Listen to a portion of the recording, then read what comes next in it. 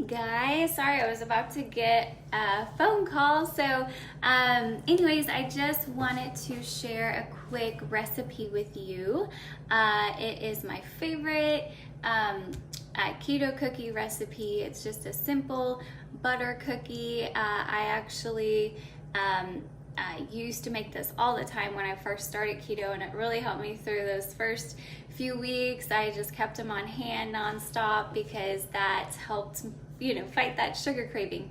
So I am actually tripling the recipe. I'll post the recipe when I'm done, but it doesn't make that many cookies with just one batch. So I am tripling it, and I had some egg whites that I had to use up from another recipe. So that's why I decided to do that. But basically you will preheat the oven to 325, and then you'll have for one batch you'll have 2 tablespoons of softened butter. If you're going to double or triple it, obviously I used 6 tablespoons of butter. So start off with that. I already melted mine, and then you'll add almond flour, and this is the almond flour I love, Welby's, from off of Amazon. I had to get a 5-pound bag so it would last longer. But normally for one batch it would be 3/4 of a cup, but since I'm tripling it, I'm going to do 2 1/4 cup. So add that.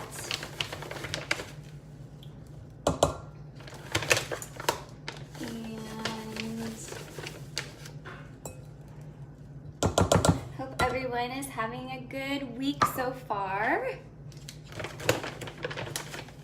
Let's see, so 2 1/4. And then let's see, we have the 3 egg whites if you are tripling it. If you are just doing the one batch, obviously it's just 1 egg yolk. All right, and then it is 1/4 of a teaspoon of vanilla for one batch. So I'm doing that 3 times. Oops. 1, 2, 3. And if you guys are looking for a good vanilla, I bought this on Amazon as well. Jennifer Winder actually recommended it, and I think it's pure Mexican vanilla extract, and it comes in 2 huge bottles like this, whereas you're getting those others in the store that are like this big. Oops. And sorry, my thing's about to fall over again. Give me 1 second.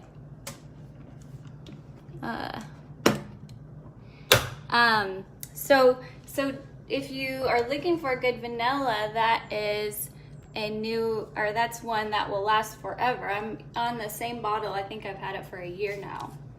So again, 1/4 of a teaspoon of vanilla for one batch, obviously 3/4 of a teaspoon for 3.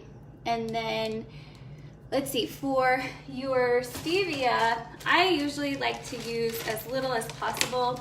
It says to use 2 to 3 tablespoons, but for one serving, but I really only use the absolute minimum that is needed in order to make it, just sweet enough, because I just try not to have super sweet stuff. So I'm just going to do 2 tablespoons for the whole batch and see if that is sweet enough.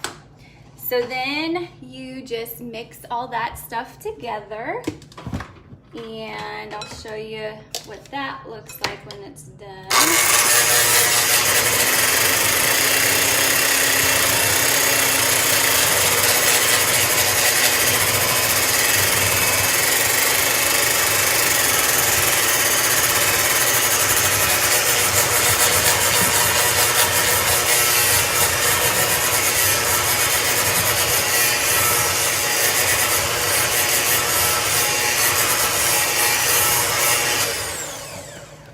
And gotta get this stuff off the side. Give me 1 second.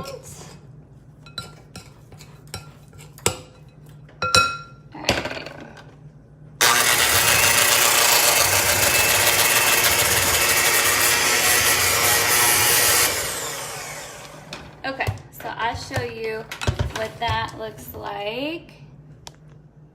All right. So it's just a dough like that, and it just tastes like butter or kind of like a shortbread cookie.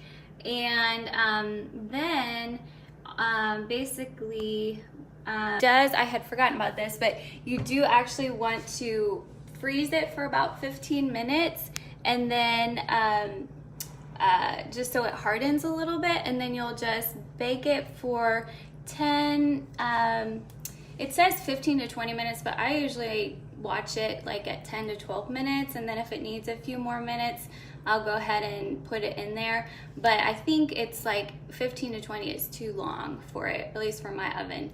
But that's about it. So like I said, so if you just do one batch, then you'll do 3/4 of a cup of almond flour. You'll do, you know, your stevia to taste. Like I said, I don't use as much as they call for on the recipe. And then 2 tablespoons of softened butter, 1/4 of a teaspoon of vanilla, and then an egg. Mix it all together, pop it in the freezer for like 15 minutes, and then you'll just take it out and, you know, make them like probably the size of what is it, like a quarter maybe, and then, you know, you can kind of mess with it and see how many you can get, but I just roll it in a little ball and then put it on the cookie sheet, and that's it. So anyways, that is about all I had for today. I was just going to make these, and I figured I'd share it with you guys. So I hope you guys have a great evening. Bye.